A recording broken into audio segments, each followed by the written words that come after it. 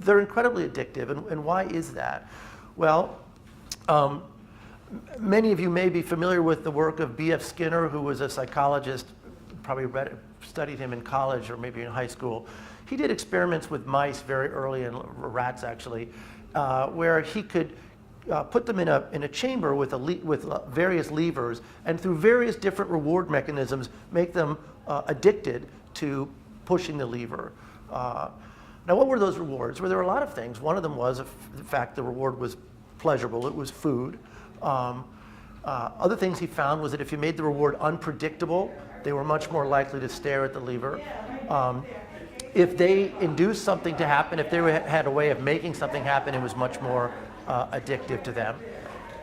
And think about that in the context of what this does, right? So at any given moment, I could get a text from someone, from a friend, from a potential girlfriend or boyfriend.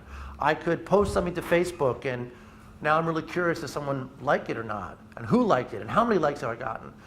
You know, my daughter, when she was 15, on her Instagram, the moment she posts something, she becomes obsessed with how many likes she gets. And she'll ask me, she put Instagram on my phone, I don't even use it, but she'll go to her picture and like it to give herself an additional like.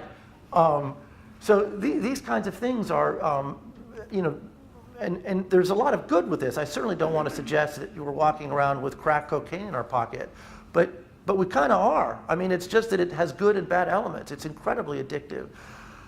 To your point about 1 to 2 hours of screen time, it's impossible for parents to do that.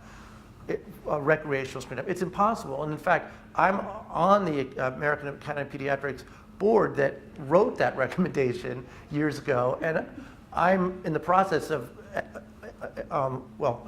rewriting that statement. It'll be coming out, it'll have different recommendations. But I can tell you what I'm saying, because I feel that the advice we give to parents, that I give to parents, I can't follow myself.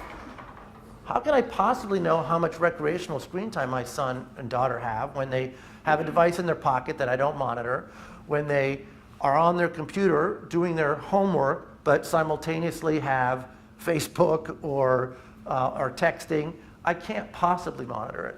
So I've reversed it now. What I tell parents is that you should make sure that your children are off all screens for at least 2 hours a day. Thank you. That's what I was thinking. I'm lucky if I can get them off for 2 hours. And that's something you can monitor, right? Because you can count the minutes and the hours that they are not on screen, that they are not plugged in, and that's what I now advise parents to do. That's it.